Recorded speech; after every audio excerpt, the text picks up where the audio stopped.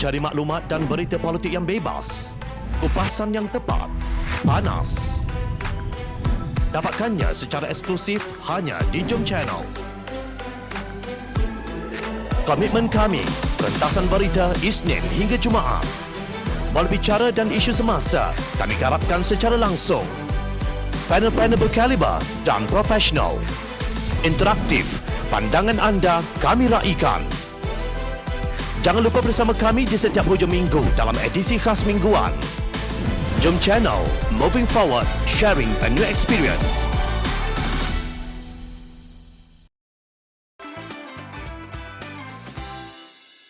Perjumpaan Anwar Ismail Sabri demi rakyat.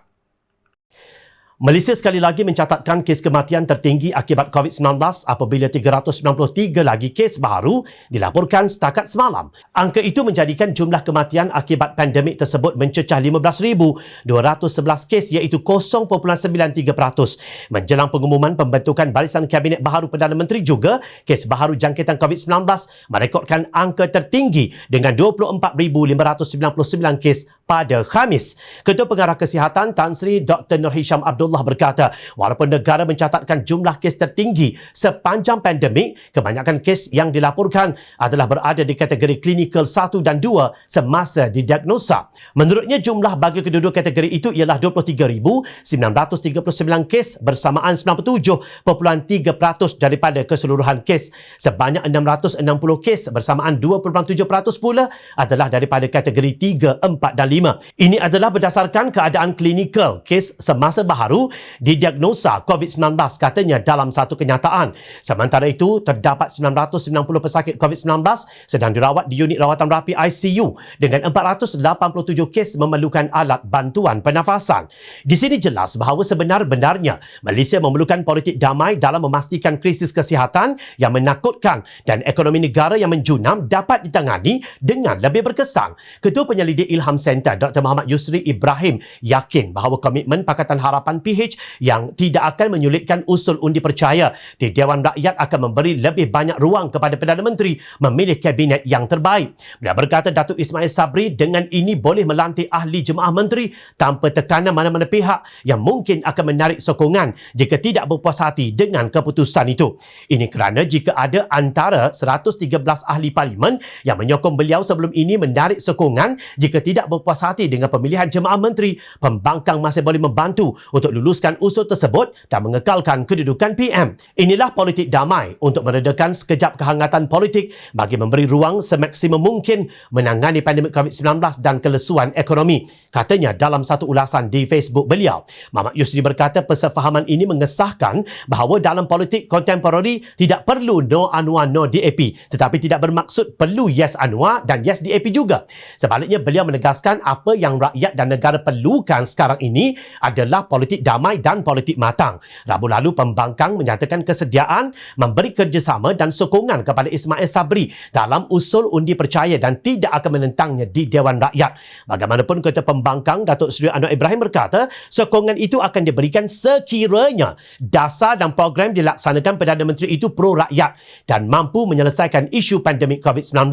Kita beritahu, kalau suasana begini dan program-program adalah pro-rakyat, kita tidak mahu sulitkan, katanya kepada pemberita selepas bertemu Ismail di Pejabat Perdana Menteri. Pertemuan Perdana Menteri Datuk Seri Ismail Sabri bersama Pakatan Harapan PH seharusnya melahirkan persetujuan bersama untuk meneruskan agenda reformasi berkenaan akta-akta yang akan menjamin kesihatan rakyat, demokrasi, kestabilan dan perpaduan dalam negara ini.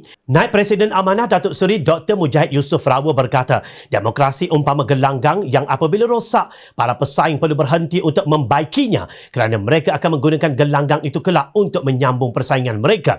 Justru menurutnya, selain permasalahan tentang implikasi COVID-19, persetujuan harus dimeterai untuk memerangi kebencian kaum dan agama yang sering dipolitikkan secara berleluasa. Keadaan negara memerlukan sentuhan semua pihak untuk dirawat hasil dari 17 bulan pelanggaran demokrasi dan perlembagaan. Tinggalkan emosi dan sentimen serta kemarahan. Jiwa perlu terima untuk kepentingan yang lebih besar daripada diri, parti dan pengikut mengikut masing-masing, kata Mujahid. Dalam pada itu, Anwar menganggap perjumpaannya dengan Ismail Sabri sebagai satu permulaan yang baik untuk menangani masalah pandemik yang melanda negara dengan lebih berkesan.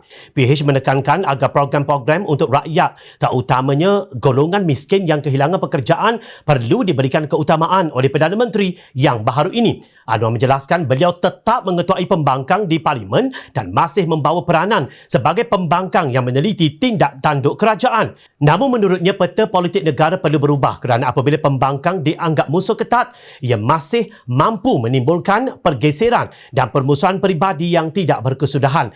Kita bukan berdepan dengan kerajaan yang mana majoritinya hilang. Dia masih ada majoriti kecil tetapi memerlukan satu kerjasama supaya menjamin tidak ada keluh kesah dan kerisauan meneruskan undang-undang. Saya tidak minta jawatan di situ. Bukan ada rundingan kedudukan. Rundingan itu pertama soal COVID-19, kedua soal ekonomi rakyat. Dan sekiranya perkara ini dapat disepakati, maka kita boleh berjaminan kerajaan itu akan agak stabil dan kita suarakan jangan ambil tokoh yang nyata prestasinya sangat lemah sebelum ini. Ujarnya, tepat sekali. Yang gagal perlu diketepikan. Tampilkan mereka yang berwibawa dan mampu membela rakyat dan negara, yang benar-benar ikhlas berjuang, bukannya yang hanya tahu gilakan jawatan untuk survival politik parti mereka. Spesies seperti ini, kita tolak ke gaung kehancuran. Jika ada kerajaan yang hanya mengikut telunjuk pihak lain, iaitu rakan sekongkol yang berkemungkinan menarik sokongan bila-bila masa, bagaimana mungkin kerajaan itu dapat menjalankan tabik urus yang baik untuk negara dan sampai bila krisis politik berterusan menjahanamkan negara dan rakyat.